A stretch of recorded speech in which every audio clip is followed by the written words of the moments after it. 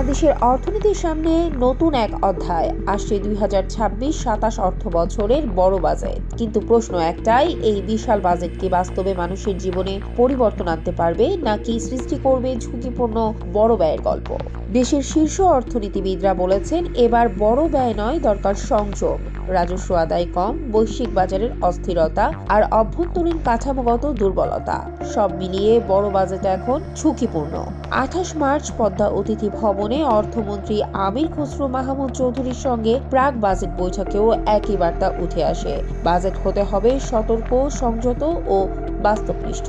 চলতি অর্থ বছরের প্রথম 8 মাসে রাজস্ব ঘাটতি 71,472 কোটি টাকা। বছর শেষে তা 1 লাখ কোটি ছাড়াতে পারে বলে আশঙ্কা করা হচ্ছে। ফলে বাজেট বাস্তবায়নই হয়ে উঠেছে বড় চ্যালেঞ্জ। মূল্যস্ফীতি এখন উচ্চ, জ্বালানি ও আমদানি ব্যয় বাড়ছে, তাই সুদের হার কমানোর সুযোগ নেই।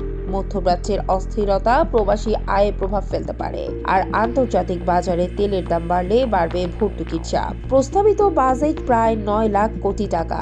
এই বাজেটে মোট ব্যয় হতে পারে 8,83,000 কোটি টাকা। বিপরীতে রাজস্ব আয়ের লক্ষ্য 6,36,000 কোটি টাকা। এর মধ্যে কর আদায়ের লক্ষ্য প্রায় 5,50,000 কোটি টাকা। বার্ষিক উন্নয়ন কর্মসূচি হতে পারে প্রায় 2,53,000 কোটি টাকা, যা চলতি অর্থ বছরের তুলনায় প্রায় 23,000 কোটি টাকার বেশি। অবকাঠামো, জ্বালানি, শিক্ষা ও স্বাস্থ্য খাতে বড় বরাদ্দ থাকলেও এবার গুরুত্ব দেওয়া হচ্ছে প্রকল্পের কার্যকারিতা ও বাস্তবায়ন সক্ষমতার উপর।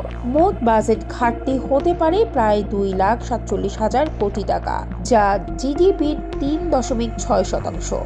নতুন সরকারের প্রথম বাজেটে গুরুত্ব পাবে দরিদ্র জনগোষ্ঠীর সহায়তা, কৃষি ঋণ মওকুফ, ফ্যামিলি কার্ড এবং সামাজিক সুরক্ষা কর্মসূচি। তবে অর্থায়ন হবে সাশ্রয়ী ও টেকসই উপায়ে। বেসরকারি বিনিয়োগ বাড়াতে প্রয়োজন নীতির ধারাবাহিকতা, প্রশাসনিক জট কমানো এবং স্পষ্ট বার্তা। বিনিয়োগকারীদের আস্থা ফিরিয়ে আনা এখন বড় চ্যালেঞ্জ। বড় বাজেট বড় স্বপ্নের সাথে রয়েছে বড় দায়িত্ব।